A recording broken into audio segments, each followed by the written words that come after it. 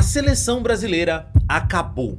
A seleção que encantou o mundo, a primeira tetracampeã mundial, a única pentacampeã, a seleção que foi de Pelé, de Garrincha, de Rivelino, de Jairzinho, seleção brasileira de Zico, de Sócrates, Ronaldo Fenômeno, de Romário, Bebeto, essa seleção, meus amigos, acabou, não existe mais.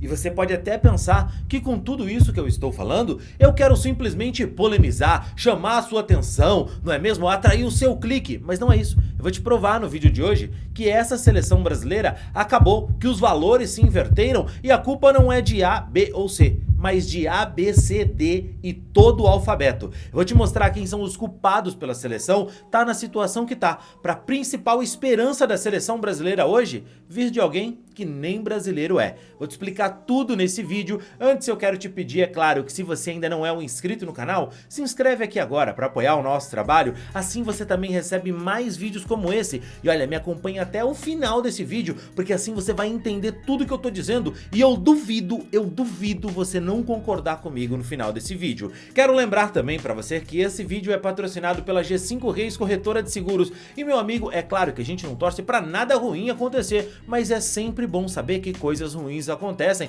e é bom a gente estar precavido, não é mesmo? Tá seguro com relação a tudo. E na G5 Reis você consegue contratar seguro de vida, você consegue contratar seguro para sua casa, para o seu carro, toda a cobertura que você precisar você vai encontrar. Aí você fala, ih, seguro de vida, isso é só para depois que eu já não estiver mais aqui, Rodrigão. É, mas quem é que vai cuidar dos seus filhos, da sua esposa? E não é só isso não. Se você precisar ficar internado no hospital, tiver uma incapacidade que seja temporária ou até permanente, não é bom você ter um dinheiro para você continuar arcando com seus compromissos, continuar ali, né, honrando todos os seus compromissos, sustentando sua família, provendo aqueles que precisam de algo de você? Então, meu amigo, para de bobeira. A partir de R$ 29,90 por mês, você já consegue contratar um seguro de vida que vai atender você e toda a sua família. Então clica aqui agora no primeiro comentário fixado e também na descrição desse vídeo, no link que tá aqui, que você vai ganhar uma consultoria gratuita lá na G5 Reis para saber qual é o plano ideal para você, que vai atender a você e nunca vai deixar sua família na mão, beleza? Corre lá agora.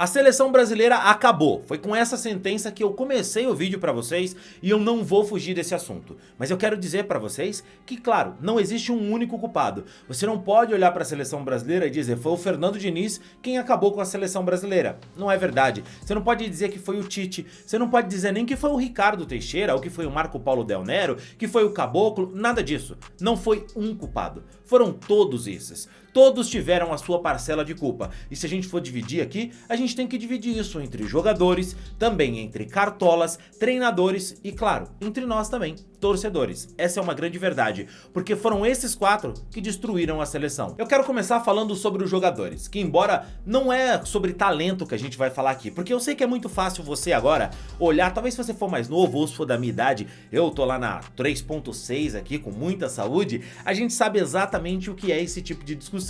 Se a gente for falar aqui que a seleção brasileira, por exemplo, os jogadores hoje não têm mais o mesmo talento de Ronaldo Fenômeno, de Rivaldo, de Ronaldinho Gaúcho, ou se puxar mais atrás, a gente já tá falando de Zico, né, de Sócrates, de outros tantos bons jogadores, o Éder, enfim, mas não é isso que a gente tá falando aqui não, tá? A gente tá falando aqui sobre compromisso dos jogadores com a seleção brasileira. Então, vamos começar citando aqui. Quando a gente tinha muito talento na seleção, em 2006, muito talento mesmo, um quadrado mágico, armado com o Ronaldinho Gaúcho, Kaká, Ronaldo Fenômeno, Adriano lá na frente, aí você tem Juninho Pernambucano no banco, você tinha Robinho no banco, você tinha Fred, a seleção era realmente um plantel fantástico. Não foi campeã, pelo contrário, caiu nas quartas de finais contra a França numa polêmica causada pelo Galvão Bueno, dizendo que o Roberto Carlos no lance do gol tava arrumando o meião, Roberto Carlos diz que ele não é responsável por isso, enfim, tudo isso, desde o meião até hoje, a gente vê o distanciamento dos jogadores da seleção. É óbvio que com a globalização, cada vez mais jogadores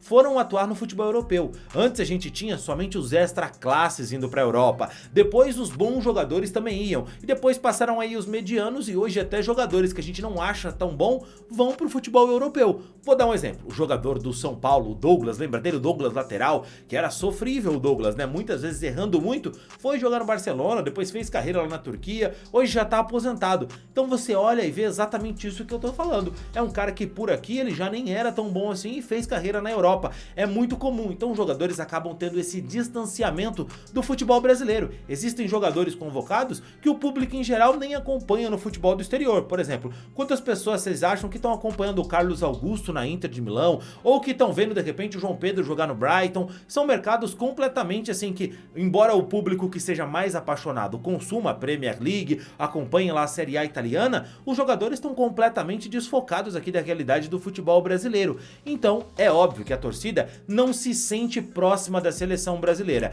e os jogadores fazem favor de se distanciar não só pelo oceano, mas também por tudo que eles fazem e do modo como eles agem. Não parecem que são jogadores que estão adaptados ao que funciona no futebol brasileiro hoje, que é essa questão da garra, que a seleção quer vencer. O povo brasileiro sempre foi muito apoiado no futebol, sempre quis vencer muito, e os jogadores parece que pra eles tanto faz como tanto fez. Até imagino que eles queiram ganhar, mas eles não demonstram isso. É como já diz o ditado, né? A mulher de César não basta parecer honesta, ela tem que parecer honesta. Então é exatamente isso. Sobre treinadores, também a gente tem que falar que os treinadores judiaram muito da seleção brasileira. Eu digo pra vocês desde o Parreira em 2006, que foi trazido de volta depois de ter vencido em 94. A gente pode falar do Dunga, que sem experiência nenhuma assumiu uma seleção brasileira no ciclo de 2006 para 2010. Você vai falar, mas o Dunga teve bons resultados com a seleção. Sim, teve, mas ele merecia ser treinador da seleção sem antes ter treinado nada em lugar nenhum?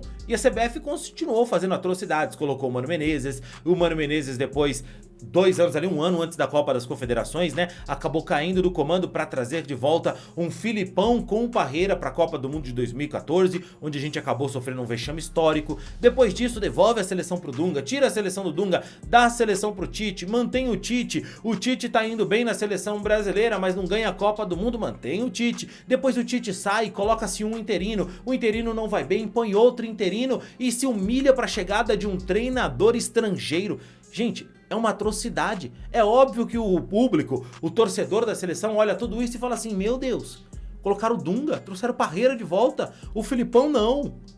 Sabe, se você for olhar em 2014 um pouco antes, o Filipão foi um pouco responsável pelo rebaixamento do Palmeiras. Ah, mas ganhou a Copa do Brasil, mas deixou o Palmeiras numa situação horrorosa que causou o rebaixamento depois. Então tem tudo isso, sabe? Você olha todas essas situações, a CBF e os treinadores que passaram pela seleção, eles maltrataram demais a nossa seleção. Eles judiaram, tanto que hoje o público clama por um treinador estrangeiro, por achar justamente que os treinadores brasileiros não merecem comandar a seleção. O melhor treinador brasileiro, mais preparado que foi o Tite, olha como ele saiu da seleção sendo esculhambado pelos torcedores. Aí é claro que isso tem um pouco de culpa dos torcedores, mas principalmente dos cartolas. Cartolas da seleção brasileira que... uma coisa bizarra, né? Investigados, alguns não podiam nem viajar com a seleção, porque senão poderiam até ser presos, né? Por órgãos internacionais que estavam pesquisando corrupção que acontece aí no futebol. Depois a gente tem cartola da seleção brasileira, presidente sendo deposto ali, afastado por denúncia de assédio sexual. Depois você tem um presidente que se humilha atrás de um treinador estrangeiro, sabe? E eu digo se humilha atrás de um treinador estrangeiro porque não é só vou trazer um treinador estrangeiro para a seleção que já seria ruim. Não, vou trazer um treinador estrangeiro para a seleção, um treinador que tem contrato com um clube, prefere ficar lá e não fala sobre a seleção e sempre que possível ele nega qualquer tipo de acerto, vou esperar por ele, mas não sei se ele vem. É esse tipo de humilhação. Então assim, os cartolas judiaram demais da seleção brasileira, demais. A seleção não tem credibilidade, você vai falar para alguém da seleção, o cara fala, quem convoca a seleção é empresário. Não é o treinador, quem convoca é o empresário. Porque a gente perdeu o quê? Credibilidade. Destruíram a seleção brasileira moralmente, dentro de campo, taticamente com treinadores ruins e, claro, moralmente, dizendo que a seleção é vendida para empresários. E assim, por mais que não se tenha prova, quem é que consegue colocar a mão no fogo e negar tudo isso? Mas é óbvio que eu tô aqui e não posso negar a nossa parcela de culpa em tudo isso, os torcedores. É verdade, gente. Principalmente com o advento das redes sociais, o que fizemos com a seleção brasileira foi completamente horroroso. Jogadores que eram convocados e nós detonamos. Jogadores, bons jogadores, que fizemos questão mesmo, sabe? De detonar conversar, esculhambar com eles. Chamamos o Ronaldo Fenômeno de gordo, falamos que o Adriano não decidia quando precisava, criticamos Roberto Carlos e a história do meião, dissemos que Cafu e Roberto Carlos já estavam velhos demais para a Copa do Mundo de 2006, o que não era verdade. Ah, mas o Cicinho tava muito bem, merecia jogar. Sim, mas o Cafu também, o Cafu não tava mal. Pelo contrário, o Cafu tá bem até hoje. Se convocar o Cafu hoje, ele joga mais do que quem tá na seleção hoje, tá? Não é mentira isso. E também fomos maus com treinadores. Por exemplo, o Dunga fez um baita ciclo de 2006 a 2010 e embora a gente não gostasse do Dunga, a imprensa fez questão de amassar o Dunga, a torcida fez questão de detonar o Dunga, não de apoiar. O Dunga só fez a seleção ficar cada vez mais fechada, o famoso nós contra eles, que funcionou lá com o Felipão em 2002, quando a torcida também arrebentava a seleção, mesmo com a seleção tendo nomes que garantiam que a gente ia fazer uma boa Copa do Mundo. A torcida sempre foi frouxa quando precisava ser dura e foi dura quando precisava apoiar. Em 2006, a torcida precisava ter sido mais dura com a farra que foi montada na seleção brasileira e ainda assim só aplaudimos os treinos gravados, as embaixadinhas de Ronaldinho Gaúcho, as festas e tudo o que aconteceu dentro da seleção brasileira. Em 2014, no ciclo, a torcida também fez questão de arrebentar o Mano Menezes para a volta do Filipão e depois arrebentar o Filipão, valorizando mais a derrota e a humilhação que o Filipão sofreu na seleção do que o último treinador que conquistou um título com a seleção brasileira. Mas nós seguimos sendo ruins, depois o Dunga voltou, o Dunga foi mal e a gente fez questão de no começo aplaudir o Tite e depois macetar o Tite, mesmo reconhecendo que ele fez um trabalho excelente. Ah, mas ele perdeu 2 Copas do Mundo. Sim, mas não foi só ele, outros 31 treinadores nas outras 2 Copas também perderam. Não dá pra ganhar todas, a França tem um timaço, a Bélgica que a gente perdeu não era ruim e foi um jogo parelho, que a gente jogou contra uma seleção que tava jogando muito bem, que teve um dia de um Courtois inspiradíssimo e um juiz que fez um jogo ruim. A gente enfrentou uma Croácia num jogo onde acabamos cometendo erros dentro de campo. Ah, mas o Tite convocou um errado, convocou outro errado. Pode ter convocado, ele tá lá e ele erra também. Ele não é perfeito. O Guardiola erra, irmão. O Guardiola erra. O Guardiola dispensou o João Cancelo, que é o melhor lateral do mundo hoje. Aí você vai falar assim, pô, mas peraí, mas o Guardiola continua ganhando. Continua e vai continuar ganhando, porque ele tem outros bons jogadores. Mas é um acerto o Guardiola ter se livrado do melhor lateral direito? Não, será que não dava pra ele ter contornado, conversado? Eu acho que dava, né? O Cancelo é o melhor lateral direito do mundo hoje e acho que um dos melhores esquerdos, que ele joga nas duas.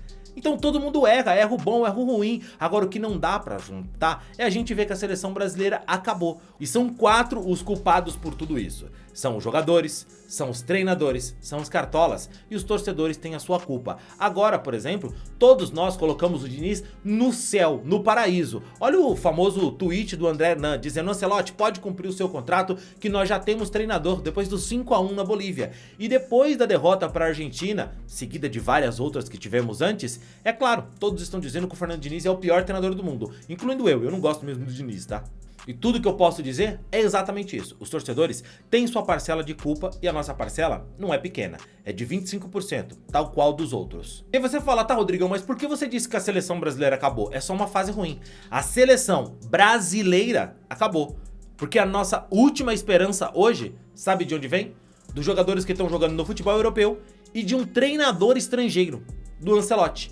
Porque se eu te falar, Renato Gaúcho na seleção, você não vai concordar. Tite de volta, nem todo mundo vai concordar. Se eu disser pra você, Diniz, você vai me bater. Se eu falar pra você, Dorival, você vai falar, não existe. A esperança da seleção brasileira hoje consiste num italiano que trabalha na Espanha e tem história no futebol europeu. É isso. A esperança da seleção brasileira não tá num brasileiro mais.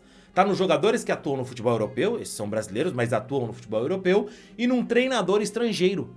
A seleção brasileira, essa acabou, meus amigos. Hoje, a gente vai montar uma seleção completamente diferente, porque destruíram a seleção brasileira. E sim, quem destruiu a seleção brasileira foram os jogadores, os treinadores, os cartolas e nós, torcedores. E eu te pergunto, o que fazer? Há remédio? Há como reconstruir a seleção brasileira? E eu não tô falando disso só pra colocar um treinador brasileiro, não. Estou dizendo se é possível reconstruir esse elo. A gente tem bons jogadores. Será que dá pra colocar eles na seleção numa forma que eles entendam o que significa a seleção brasileira pra gente? Será que dá pra colocar um treinador que entende o que é a seleção? Será que dá pra desmontar a CBF e e remontar ela com pessoas que queiram o bem do futebol brasileiro? Será que dá para aproximar nós, torcedores, da seleção de novo? O que você pensa? O que você faria? Comenta aqui, quero saber a sua opinião. Não esquece do like no vídeo, eu fico por aqui. Te vejo no próximo vídeo. Se você gostou desse modelo, também me avisa nos comentários para eu fazer mais vídeos assim, beleza? Fico por aqui, te vejo no próximo vídeo, valeu e tchau, tchau.